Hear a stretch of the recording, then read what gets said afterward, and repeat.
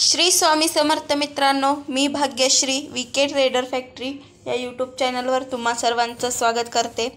आज आपण असे 3 स्टॉक बघणार आहोत जे येणाऱ्या वेळेत आपल्याला चांगले रिटर्न्स, चांगला प्रॉफिट देणार आहेत। तर हा व्हिडिओ शेवटपर्यंत नक्की बघा। चॅनलवर नवीन असाल तर सबस्क्राइब करा, बेल आयकॉनला क्लिक करा जेणेकरून येणाऱ्या वेळेत तुम्हाला आमच्या नवनवीन व्हिडिओंचे नोटिफिकेशन मिळत राहतील। तर आजचा आपला पहिला शेअर आहे अदानी पोर्ट्स। तर ह्या कंपनीचं शेअर प्राइस आपण इथे बघू शकतो जे की 1308 रुपये इतका आहे। गेल्या 6 महिन्यामध्ये आपण ह्या कंपनीमध्ये बघितलं तर 52% रिटर्न्स या कंपनीने दिलेले आहेत आणि एका वर्षाच्या अकॉर्डिंगली बघितलं तर 91% रिटर्न्स दिलेले आहेत। 5 वर्षाच्या अकॉर्डिंगली 256, म्हणजे गेल्या काही दिवसापासून कंपनीमध्ये चांगले रिटर्न्स कंपनी देत आहे। सो येणाऱ्या ह्या कंपनीची शेअर प्राइस आपण थोडे डाऊन्स बघू शकतो जे की आपल्याला चांगली एक ऑपॉर्च्युनिटी ठरणार आहे। तर गेल्या 1 वर्षाच्या अकॉर्डिंगली तुम्ही इथं बघू शकता शेअर प्राइस हळूहळू वरती जात आहेत। गेल्या 1 महिन्याच्या अकॉर्डिंगली जर आपण इथं बघितलं तर कंपनीचं शेअर प्राइस हे 1342 पर्यंत गेलं होतं 4 मार्चला आणि आज आता कंपनीचं शेअर प्राइस हे 1300, म्हणजेच कमीत कमी कंपनीचे शेअर प्राइस हे 52 रुपयांनी पडलेलं आहे गेल्या 1 महिन्यामध्ये। जर आपण इथं 52 वीक्सचं कंपनीचं लो बघितलं तर 557 इतका आहे आणि 52 वीक्सचा हाय हे 1356। 1356 वरनं आता 1308 वरती कंपनी आली आहे। इन केस येणाऱ्या वेळेत कंपनी 1290 ते 1280 पर्यंत पण जाऊ शकते। मग अशा वेळेस आपण शेअर्स कंपनीचे खरेदी करू शकतो कारण ह्या कंपनीमध्ये चांगलं पोटेन्शियल आहे। कंपनीचं मार्केट कॅप बघितलं आपण इथे तर कंपनीचं मार्केट कॅप थोडं मोठं आहे, जवळपास 3 लाख करोडची कंपनी आहे ही। कंपनीचं मार्केट कॅप जास्त असल्यामुळे कंपनीमध्ये आपल्याला कमी रिटर्न्स म्हणजेच रिटर्न्स हे हळूहळू आपल्याला बघायला भेटतील। पण कंपनी ही सेफ आहे, कंपनीमध्ये रिस्क नाही आहे या, म्हणून ह्या कंपनीमध्ये आपण इन्व्हेस्ट केले का पैसे तर आपल्याला नो रिस्क हे वाटेल। आणि ह्या कंपनीचे आपण जास्त नाही तर थोडेसे शेअर्स जरी खरेदी करून ठेवले तर येणाऱ्या वेळेत आपल्याला चांगला डिव्हिडंड मिळू शकतो। तर ह्या कंपनीचं शेअर प्राइस आपण इथे बघितलेलं आहे। बघूयात नेक्स्ट कंपनी आहे स्टेट बँक ऑफ इंडिया। या कंपनीचं पण शेअर प्राइस आपण इथे बघू शकतो जे की 761 रुपये इतका आहे। गेल्या महिन्याभराच्या अकॉर्डिंगली कंपनीमध्ये 7% रिटर्न्स आहेत आणि गेल्या 5 दिवसाच्या अकॉर्डिंगली कंपनी 2% मायनस आहे, म्हणजे 17 रुपयांनी कंपनीचे शेअर्स गेल्या 5 दिवसात पडलेले आहेत। तर आपण इथे गेल्या 1 वर्षाच्या चार्ट पॅटर्नला ओपन केलं तर ते 43% आपण इथे रिटर्न्स बघू शकतो आणि कंपनीचं इथं 52 वीक्सचं जर आपण लो बघितलं तेच तर कंपनीचं 52 वीक्सचं लो हे 501 आहे आणि 52 वीक्सचं हाय आहे 793, म्हणजे ह्या कंपनीचे शेअर प्राइस 500 पर्यंत गेलेलं होतं। येणाऱ्या वेळेत ही कंपनी आपल्याला परत 500 पर्यंत जाताना बघू शकते, पण कंपनी नंतरनं चांगले रिटर्न्स देण्याची पण शक्यता जास्त आहे। तर गेल्या 5 वर्षाच्या अकॉर्डिंगली 155, गेल्या 5 वर्षाच्या अकॉर्डिंगली जरी बघितलं तरी कंपनीने अजून वेग घेतलेला नाही आहे। येणाऱ्या वेळेत ही कंपनी आपल्याला चांगला वेग घेताना बघू शकतो आपण।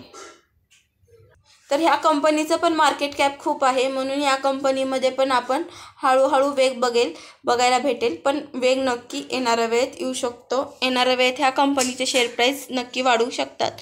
जरी इथून कंपनी 750 किंवा 740 जरी गेली तरी येणाऱ्या वेळेत ही कंपनी आपल्याला चांगले 800 ते 900 पर्यंतचे पण टार्गेट्स दाखवू शकते।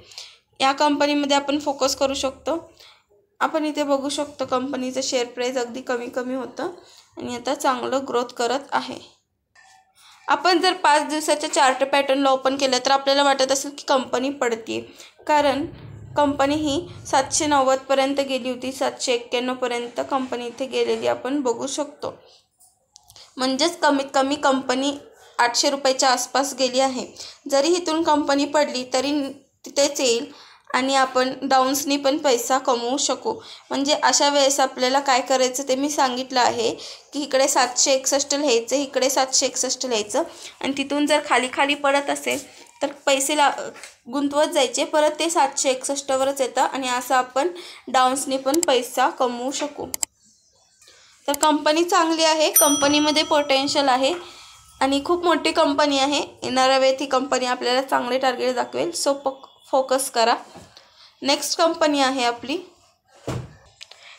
कंपनी आहे retail corporation of India limited.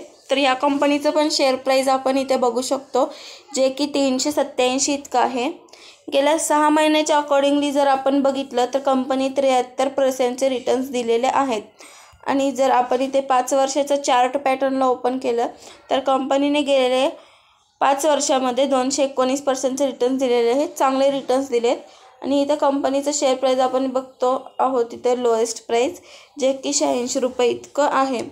तर ओव्हरऑल कंपनी चांगली आहे. 86 रुपयापासून कंपनी 287 पर्यंत पोचलेली आहे.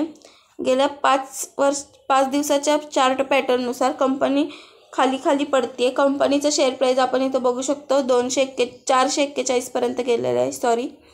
तर ह्या कंपनीमध्ये पोटेन्शियल आहे आणि 441 पर्यंत गेली आहे कंपनी. म्हणजेच येणाऱ्या वेळेत कंपनी आपल्याला 450 पर्यंतचे टार्गेट्स आरामात दाखवू शकते. जरी कंपनी इथून 300-350 पर्यंत गेली तरी काय प्रॉब्लेम नाही आहे. परत कंपनी तिथेच येणार आहे. म्हणजे कंपनीमध्ये आपण 450 पर्यंतचे टार्गेट्स बघू शकतो. जर 52 वीक्सचं आपण जर हायेस्ट बघितलं कंपनीचं तर 491 इतकं आहे आणि लोएस्ट प्राईस कंपनीचं 96 रुपये इतकं आहे. तर ओव्हरऑल ही पण कंपनी चांगली आहे. कंपनीमध्ये पोटेन्शियल आहे. कंपनीचे फंडामेंटल्स पण चांगले आहेत. ह्या कंपनीचं पण मार्केट कॅप हे कमी आहे. कंपनीचं मार्केट कॅप आपण इथं बघू शकतो 12,000 कोटीची कंपनी आहे. सो ओव्हरऑल कंपनीचं मार्केट कॅप पण कमी आहे. ह्या कंपनीचे आपण फंडामेंटल्स बघूयात एकदा. तर आपण ह्या कंपनीचे इथे सेल्स बघू शकतो, रेव्हेन्यूज, जे की डिसेंबर 2023मध्ये 668 कोटी इतके आहेत. त्याच्या आधी 599 होते आणि त्याआधी 468 कोटी इतकं होते. आणि जर आपण डिसेंबर 2022मध्ये बघितलं तर 454 इतकं होतं. कंपनीचं रेव्हेन्यू हे सारखं वाढत आहे. प्रत्येक क्वार्टरमध्ये कंपनीचं रेव्हेन्यू हे वाढत चाललेलं आहे, आपण इथे बघू शकतो. आणि कंपनीचं जर ऑपरेटिंग प्रॉफिट आपण बघितलं तर 119 कोटी इतकं आहे आणि ते पण सतत वाढताना आपण इथं बघू शकतो. त्याआधी कंपनीचं ऑपरेटिंग प्रॉफिट हे 115 कोटी तर त्याच्या आधी 74 कोटी इतकं आहे. हा एक पॉझिटिव्ह पॉईंट आहे कंपनीमध्ये. आणि जर कंपनीचं आपण नेट प्रॉफिट बघितलं तर 62 कोटी इतकं कंपनीचं नेट प्रॉफिट आहे, जे की ते पण चांगले आहे. आणि कंपनीचं नेट प्रॉफिट पण वाढताना आपण इथे बघू शकतो. आणि जर कंपनीचे रिझॉर्ट्स आपण बघितले तर 1402 कोटीचं रिझॉर्ट्स कंपनीवरती आहेत आणि कर्ज कंपनीवरती 48 कोटीचं आहे, जे कंपनी एका कॉटेजमध्ये क्लिअर करू शकते. सो कंपनीचे फंडामेंटल्स तर स्ट्रॉंग वाटत आहेत मला. येणाऱ्या वेळेत ही कंपनी चांगले टार्गेट्स दाखवेल. ह्या कंपनीवरती आपण फोकस करणं गरजेचं आहे. आणि कोणत्याही कंपनीमध्ये आपल्याला जर ॲनालिसिस केल्याशिवाय आपण त्या कंपनीमध्ये गुंतवणूक करत असतो तर तेव्हा आपल्याला भीती वाटतच असते. म्हणून कोणत्याही कंपनीचं पहिलं ॲनालिसिस करायचं आहे, त्या कंपनीची माहिती, त्या कंपनीचा अभ्यास करायचा आहे, मग आपले पैसे गुंतवायचे आहेत.